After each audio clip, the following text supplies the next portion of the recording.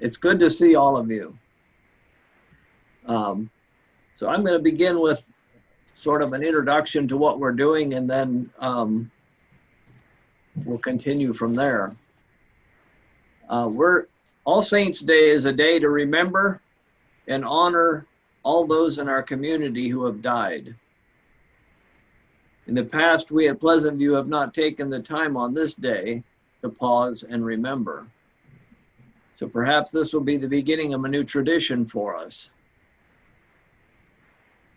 Not only have we lost 6 individuals since last November, but this year, 2020, has been a year most of us wish we could forget. But we will not for a long, long time. Been a year of many losses, a year that has left us feeling bewildered, fearful, and sad. So we choose this day, the day after All Saints Day, to remember and commemorate the individuals who have died since this date last year, and to acknowledge our many losses as we continue to grieve. It's my prayer that we will feel the support of this community and find new hope for living, because we have chosen to remember in this way. So I've invited Jane to read Ecclesiastes 3, 1 through 8, and she'll do that now. I'm going to be reading from Ecclesiastes chapter 3, verses 1 through 8, and I know this is a very familiar one to all of us, and it's actually one of my very favorite group of verses too. For everything there is a season, a time for every activity under heaven, a time to be born, a time to die, a time to plant, and a time to harvest, a time to kill and a time to heal, a time to tear down and a time to build up, a time to cry and a time to laugh, a time to grieve and a time to dance, a time to scatter stones and a time to gather stones, a time to embrace and a time to turn away, a time to search and a time to quit searching, a time to keep and a time to throw away, a time to tear and a time to mend, a time to be quiet and a time to speak, a time to love and a time to hate, a time for war and a time for peace.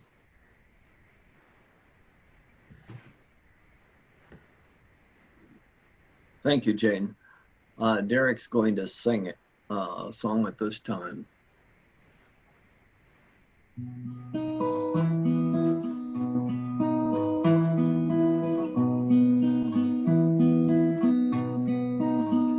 Abide with me, fast falls the eventide, the darkness deepens, Lord, with me abide.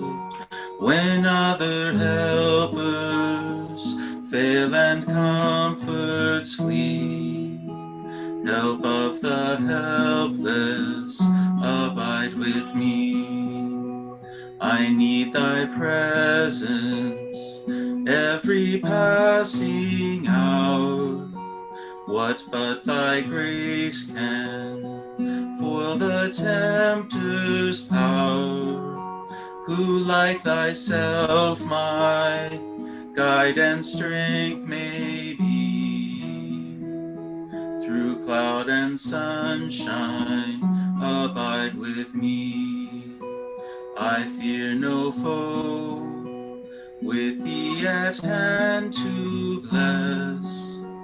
Ills have no weight, tears lose their bitterness. Where is thy sting, death? Where grave thy victory? I triumph still, abide with me. Hold thou thy cross before my closing eyes. shine through the gloom and point me to the skies. Heaven's morning breaks and earth's vain shadows flee. In life, in death, Lord, abide with me. In life, in death, Lord, abide with me.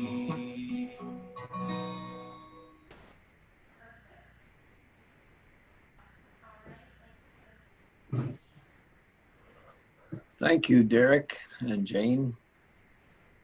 So we want to turn now to a brief remembrance for each of the 6 individuals who have died in the last year. And I will light a candle for each one, and then we'll have a brief video of staff and individuals remembering that person. I want to thank Pam for recording and editing the videos, and thanks to all of you who helped in sharing stories about the different individuals. So we want to begin with Rita Haliburton, who lived at Harrison House. She was born on June 15, 1970, and died at Harrison on December 12th, 2019. So I'm going to light this candle and place it over here with these other lights, other candles. This candle is for Rita. One of the things I really remember is her smile and her laugh. Rita was, when she was happy, you knew she had a big smile, and she might, sometimes she would kind of turn her head back and forth, tipping her shoulders a little bit. When she was excited, she would lean forward in her chair. I enjoyed that. There's a story I like to tell about, well, me and another staff member, when we would assist Rita with her eating lunch. She used to always kind of look, sometimes she would look up, and we weren't always sure what she was looking at. Now, there were some skylights at the Harrisonburg Day program, so we suggested that possibly there might be a gentleman up there running around wearing nothing but a smile that she's looking at. And she would smile, and she would laugh. Sometimes when she would get really serious when she wanted to be assertive and again say a few choice words about something. She definitely knew what she was thinking in no uncertain terms. Yeah. Yeah. She was a strong woman. Very strong. She was, I always enjoyed, if she would get a little more upset, putting on pop music of any kind, and you would visibly see just her shoulders relax, and just she felt better with the music. And that was always neat too, because it was almost instant. Like, she just enjoyed it so much. She had a lot of Michael Jackson stuff that they said she really enjoyed, and she still continued to enjoy that. She was a really neat person to know. Concerned, I know it. We worked with him, with her for a while. I remember when I started working here, we used to feed Rita. She was not using the tube. We literally could feed her with a spoon, which was a joy. And as she continued to feed her, she would look up and smile, and that really made you feel very good. There is a time I was going to Africa, so I came and told Rita, I'll be going to Africa. Do you want to go with me? She made that, she used to make that when she responds. And then later on, when I went to Africa and came back, I told her, I'm from Africa, and there's someone who is waiting for you in Africa. I used to joke to her, I used to tell her, I'll take her to Africa. So I used to tell her, there's someone who is waiting for you, there's a warrior waiting for you in Africa. And she'll smile, she'll giggle.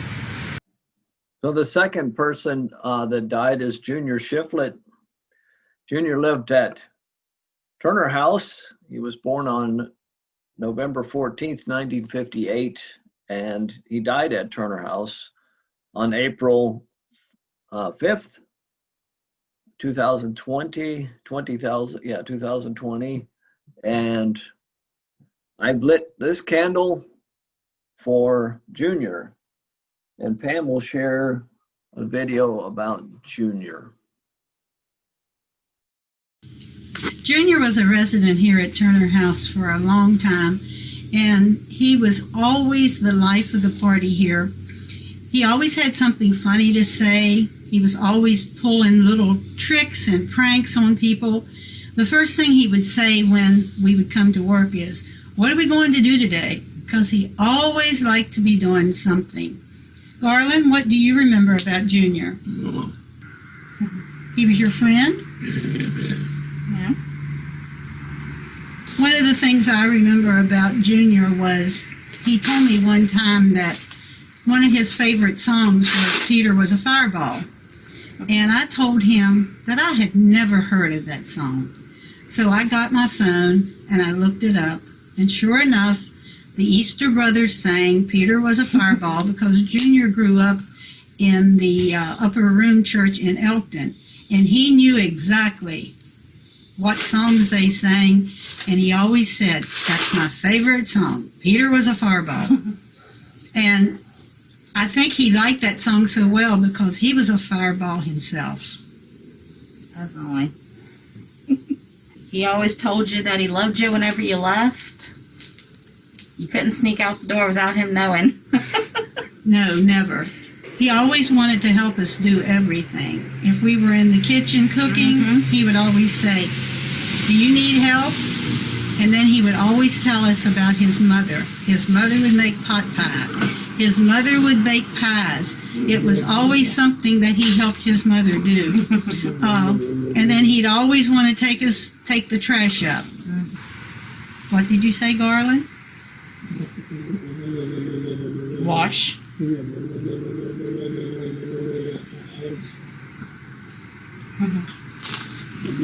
You miss Junior, don't you? Yeah. We took him to Southern Kitchen at Christmas for dinner, and on the way home, we went the long way. And every house that he saw, he was going to buy for Pam. Every time we took him somewhere, he was always going to buy a house for Pam. And he was always going to buy one of our staff here, whoever it might be, a new car or a new truck. And it had to be red. And it had to be red. He was always going to buy a red truck or car for somebody, yes. Garland, I remember going home from work one day, and you were living up at the apartments, up at the main office. Yeah. Came back on Monday, you weren't up there anymore. What did you do? Yeah. Did your friend Junior help you move? Yeah, move. He moved. Said he missed Garland, and he wanted Garland to live with him. We had a lot of good times with Junior, didn't we? Henry Brenneman was the third person is the third person we want to remember. I think Henry probably has the distinction of having lived at Pleasant View longer than anyone else to date. Most recently, he lived at Showalter House. He was born on March 25th, 1949, and he died in the hospital on May 16th. So I light a candle for Henry, and I'll place it over here. And then Pam will share her video then of Henry. Henry had a red jacket that was embroidered with HB on it. So I hardly ever called him Henry. I always called him HB.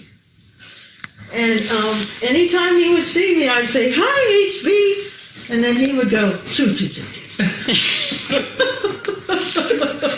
That's what he did. Happy because he got a real He has a big smile on his face, and he grinned too. Yeah, he was very caring for the other guys. Yeah. He was always looking out for them, for all the other guys. If they needed anything, he was there to try to help them in everything he can. Yeah. So we know that Henry liked to go to church. It was important for him to go to church. Yeah. And when we were going through his pictures after he was gone, we found all kinds of pictures of people from Weavers that he had saved over the years. I was always frustrated because I couldn't hear him. I'd be like, what?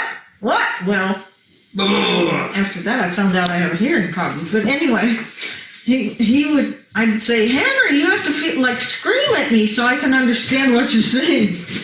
He didn't usually get very much louder.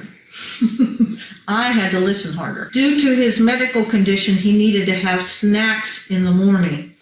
And so when he got to the day program building, he would always sit there and have his snack, open it up, and I'd joke and say, oh, is that mine? He would hold on to that. I was not going to get that. It was And scary. not they get that. He walks a pace around the day program. Oh yeah, he got exercise. He did that out here too. He'd walk around the sidewalk that used to be the swimming pool. Yeah. Yeah, just for exercise. Yeah, fun to do. And sometimes I go with him. Sometimes he says to me, he says, where he said, the college kid. Oh yeah, he always talked about college kids, no matter no matter who it was. Who was? Yeah, that was fun. He used to always say, it's too much something for Jesus. And whatever he picked, I don't know what it was. I don't remember him saying that as much later on, but he always said too much for Jesus. Yeah, he always said that. The next person that we have is Layne Wiens, who lived at Lehigh. He was born on May 15th, 1964, and he died at Lehigh on June 13th, 2020. So I light a candle for Layne. I'll place it over here.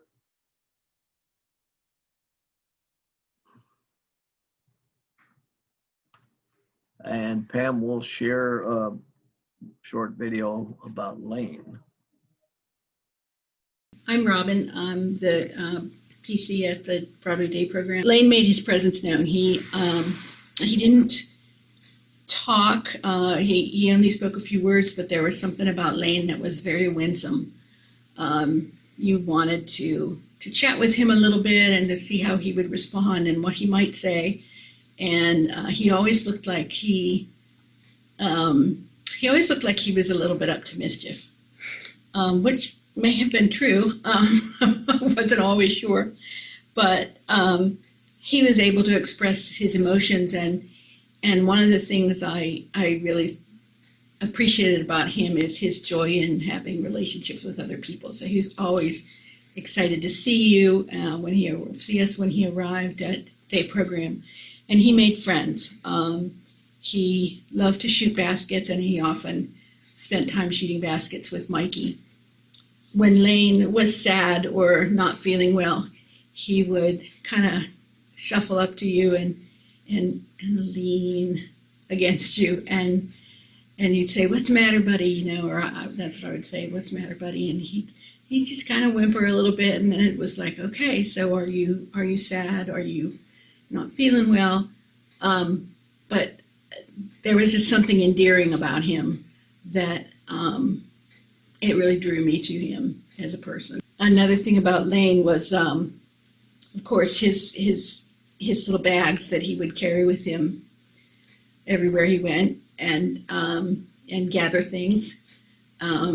So he would have these bags, and they would get torn, and he'd be eventually carrying them in his arms, but he'd have these bags of papers and little books and crayons and pens and toys, and some of the stuff didn't belong to him at all. But yeah, he traveled that way with his little bags. So those are some of the things that I think about when I think about him.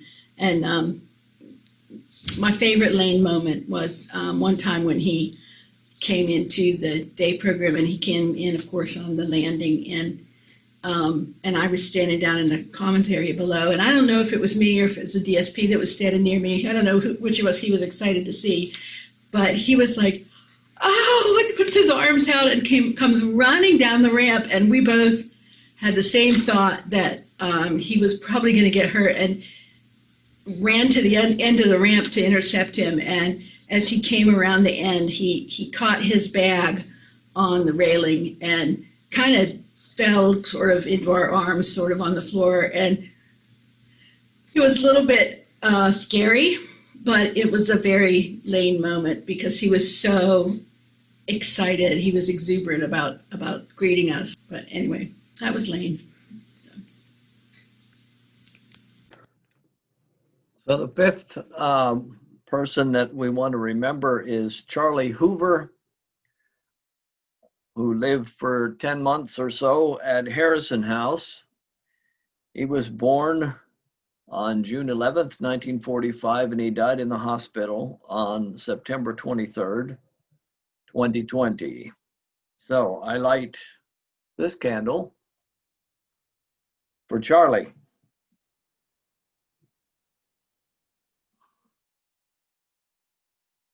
And Pam will share a video on Charlie. Two things stood out for me about him.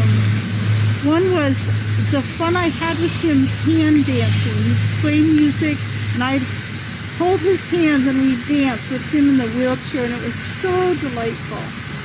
And the other thing I think of with him is a sense of dignity and forbearance. And I remember when we would be helping him change, and it was a difficult process and caused him discomfort sometimes. And I would apologize and say, we're trying to be careful. And he would go, that's okay. And he would just try to accept it. And it was very touching. And I appreciated that respect from him.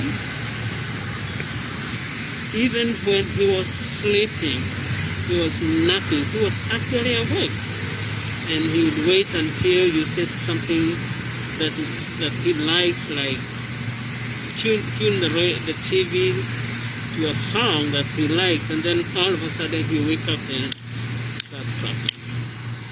He was very quiet when he came the first time, and then after some time, when he got used to us, he will make we'll talk to him, and then we'll make some sound. And sometimes in the morning when we wake him up, when we go to get him up in the morning, I'll tell him, Charlie, you know who I'm working with today? We have pretty girls here working with us this morning. So he'll open his eyes. He'll open the eyes that time because he wants to see who's there.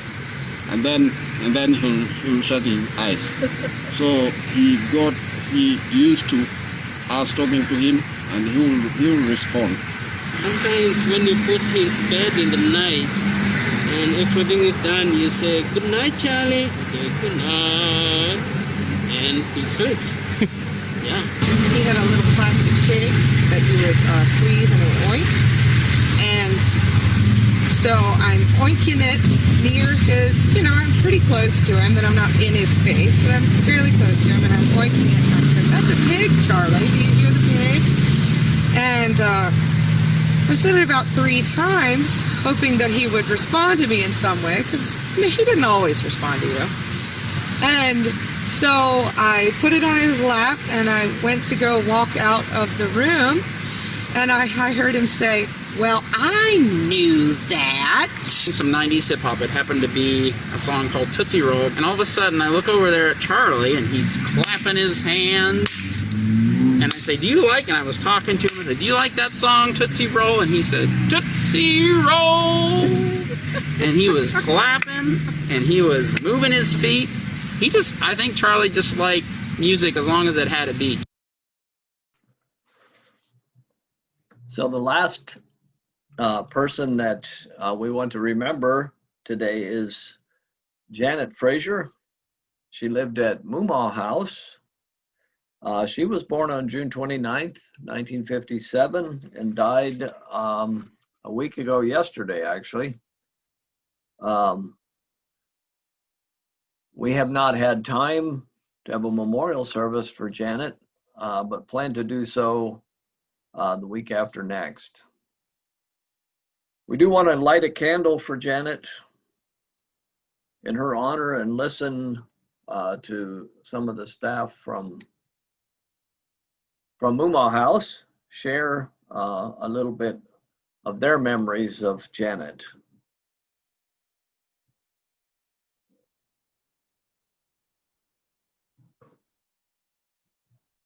The first week that she was here, she had a hard time opening up to the staff here. And I remember that her old staff at her other group home said that she liked Justin Bieber. And I put on the song Baby by Justin Bieber, and Janet, she didn't really seem interested. So I turned it off, and then I began singing Baby. And she sang along with me. It was the first time that we had seen her laugh or smile or talk, and she was singing. Then when she started being comfortable with us, she started like hugging on us and joking around, like doing that and doing funny faces. Yeah. Sticking her tongue out. Yes. She was a jokester. Did she have any favorite toys or objects or anything that she had a favorite stuffed animal that was a horse, Bill the horse, and she would talk about Bill all the time. And then she was really happy when we were able to get her the complete set of Dukes of Hazzard, even when she was later during her time when she was kind of like shutting down. Even if you cut that on, she could hear the theme song for it. She kind of lit up just for a little bit, and then, you know, she'd go back into being, you know, quiet and everything. But the first part of the theme song, she'd get all excited and be like, oh, we're gonna go watch Bo and Duke and Daisy and everything, and she got really excited for the future. She liked looking through her picture albums of her family and of herself when she was younger. She was a part of the 4-H club in Luray. Yeah. She did bowling, Special too. Olympics, I believe. Oh, she all was kinds of stuff. A whole bunch of Special Olympics stuff. She had, like, when we were going through her stuff, we found her bowling stuff. Yeah. And she was in track. Basketball. Yeah. So she had a secret side to her. She did. She was very active. She was a very active person. And she could always find her mama in her pictures. And her sister. She gave her mama? Like bluegrass. Yes. That was Bluegrass something music. her and her dad shared. Yeah, so when we would put on Jean's radio, Janet would really like She would do a little, she'd like little to dance. shimmy. Yes. So what's the one thing you're going to miss about Janet? I'm gonna miss her giggle. Yeah. That was cute. And her smile. She added to the house, that's for sure.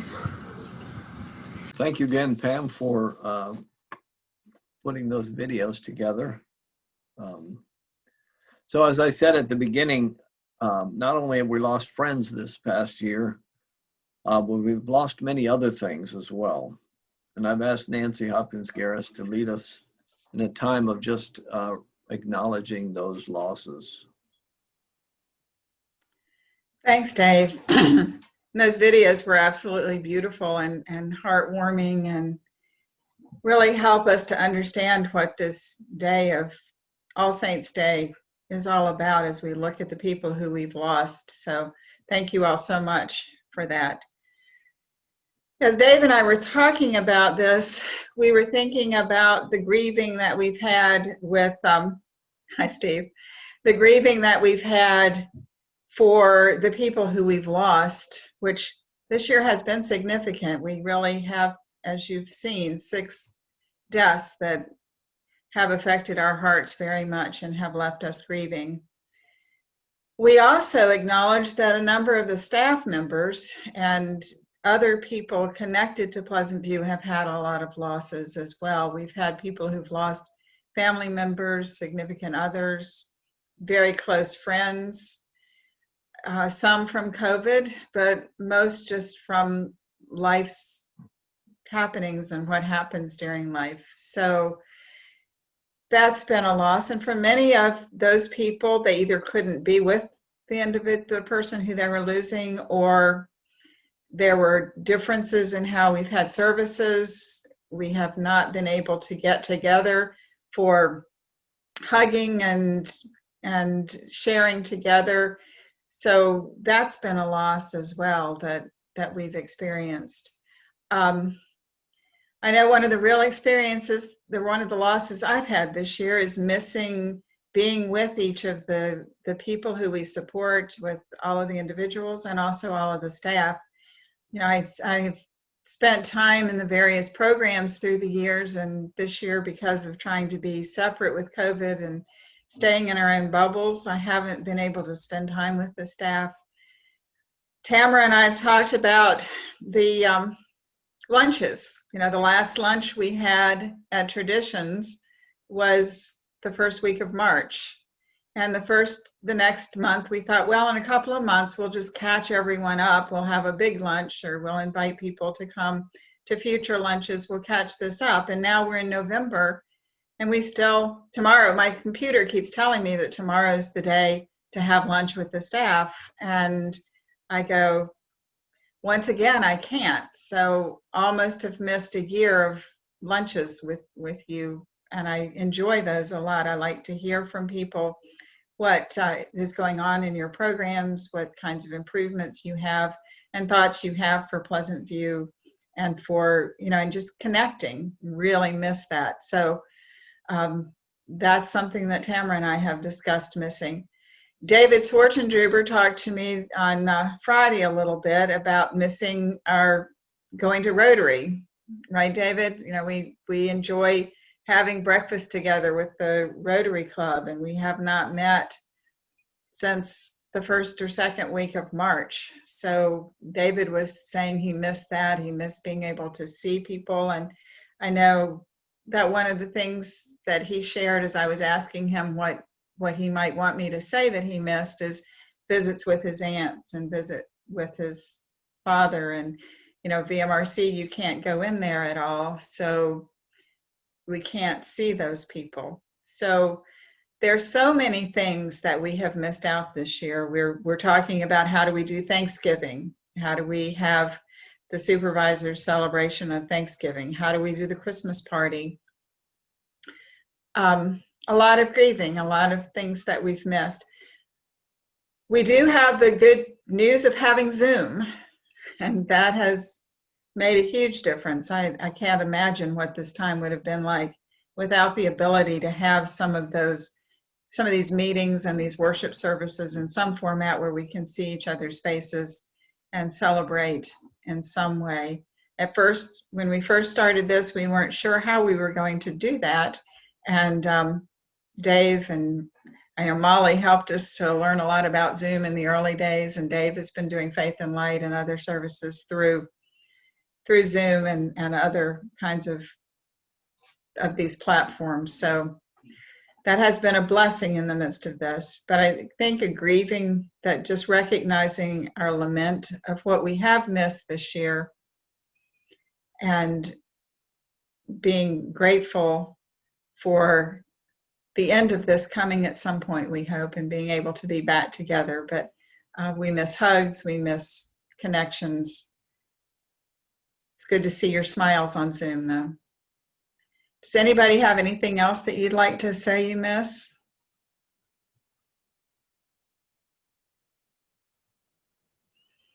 Okay, thank you. And we hope that we will be able to celebrate some of those things in person again in the future. Thank you, Dave. Yeah, thank you, Nancy. So I want to light just one more candle for all of the other losses that we have faced this year.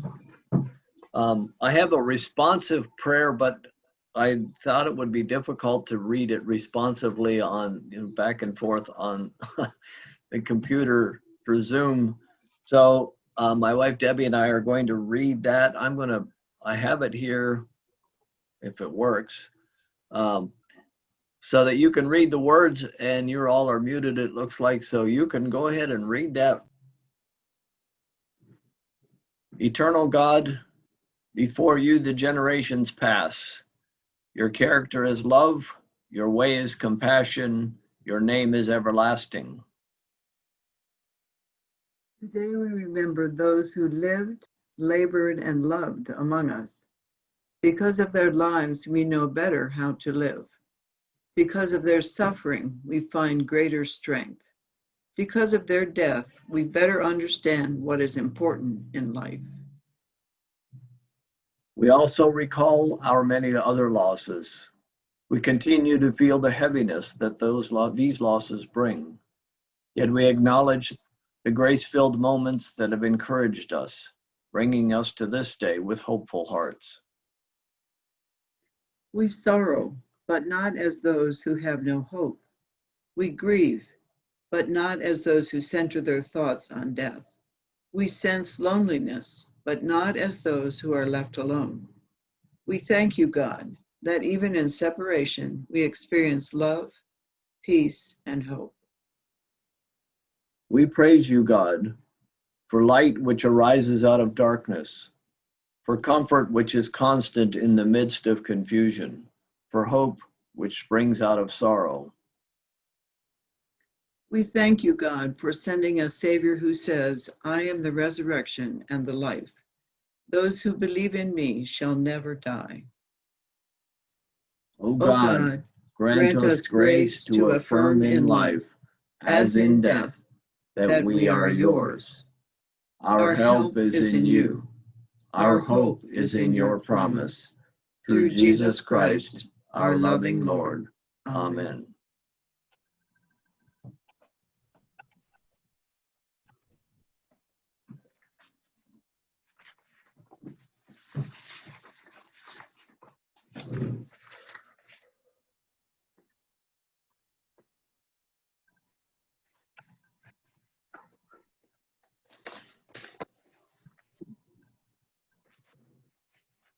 So we've stepped out of the traffic of our lives and paused to remember friends who have left us and to grieve our many other losses. We've held each other in this virtual gathering and have taken our prayers to God. Now go equipped for the unknown journey ahead, because you are surrounded by a great cloud of witnesses. People like Rita and Charlie, Henry and Junior, Janet and Layne. And you also have around you a community of support. Even though we don't feel each other's hugs when we want them, we know that we have each other's back, and that we are a community that supports each other. So as you go in peace. Amen.